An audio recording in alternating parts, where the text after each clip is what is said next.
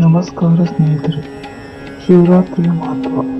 ಶಿವರಾತ್ರಿ ಹಿಂದೂ ಧರ್ಮದಲ್ಲಿ ಅತ್ಯಂತ ಪವಿತ್ರವಾದ ಹಬ್ಬ.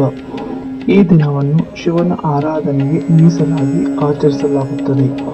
ಇದನ್ನು ಮಹಾಋತ ಎಂದು ಕರೆಯುತ್ತಾರೆ. ಶಿವ ಎಂದರೆ ಜ್ಞಾನ, ರಾತ್ರಿ ಎಂದರೆ ಅಂಧಕಾರ.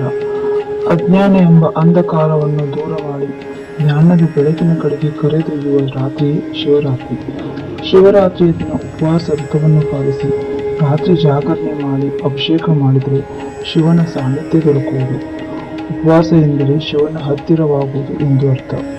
ಈ ದಿನ ಶಿವನಿಗೆ ಹಾಲು, ನೀರು, ಎಳೆನೀರು, ಬಿಲ್ವ ಪತ್ರೆಗಳಿಂದ ಮಾಡುವ ಅಭಿಷೇಕ ಮನಸ್ಸಿಗೆ ಶಾಂತಿಯನ್ನು ಕೊಡುತ್ತದೆ. ಈ ದಿನ ಶಿವನನ್ನು ಧ್ಯಾನಿಸುವುದರಿಂದ ಆತ್ಮಶಕ್ತಿ ಹೆಚ್ಚುತ್ತದೆ. ಪೌರಾಣಿಕವಾಗಿ ಶಿವರಾತ್ರಿ ದಿನವೇ ಶಿವ ಪಾರ್ವತಿ ವಿವಾಹ ನಡೆಯಿತು ಎಂದು ಹೇಳಲಾಗುತ್ತದೆ. ಹಾಗೆಯೇ ಸಮುದ್ರ ಮಂಥನದ ಸಂದರ್ಭದಲ್ಲಿ ಹೊರಬಂದ ವಿಷವನ್ನು ಲೋಕ ರಕ್ಷಣೆಗಾಗಿ ಶಿವನು ಕುಡಿದ ದಿನವೇ ಶಿವರಾತ್ರಿಯಾಗಿತ್ತು.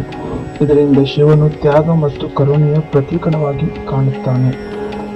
ಹಾಗೆಯೇ ಶಿವನು ಜ್ಯೋತಿರ್ಲಿಂಗ ರೂಪಿಯಾಗಿ ಭಕ್ತರಿಗೆ ಅನುಗ್ರಹ ಮಾಡಿದ ದಿನವೇ ಶಿವರಾತ್ರಿ ಎನ್ನಲಾಗುತ್ತದೆ. ಶಿವರಾತ್ರಿಯ ದಿನ ಬೆಳಿಗ್ಗೆ ಬೇಗ ಎದ್ದು ಅಭ್ಯಂಜನ ಮಾಡಿ ಶಿವನ ಪೂಜೆ ಮಾಡಿ, ಹಾಗೆಯೇ ರಾತ್ರಿಯ ಪ್ರದೋಷ ಕಾಲದಲ್ಲಿ ಶಿವನ ಪೂಜೆ ಮಾಡುವುದು ತುಂಬಾ ಶ್ರೇಷ್ಠ. ಶಿವರಾತ್ರಿ ದಿನ ಜಾಗರಣೆ ತುಂಬಾ ಮಹತ್ವವಿದೆ. ಜಾಗರಣೆ ನಮ್ಮ ಮನೋಬಲವನ್ನು ಹೆಚ್ಚಿಸುತ್ತದೆ. ಈ ದಿನ ರಾತ್ರಿ ಓಂ ನಮಃ ಶಿವಾಯ ಎಂದು 108 ಬಾರಿ ಜಪಿಸುತ್ತಾ ಶಿವನಿಗೆ ಬಿಲ್ವಾರ್ಚನೆ ಮಾಡಿದರೆ ಸಕಲ ಸಂಕಷ್ಟಗಳು ದೂರವಾಗುತ್ತವೆ.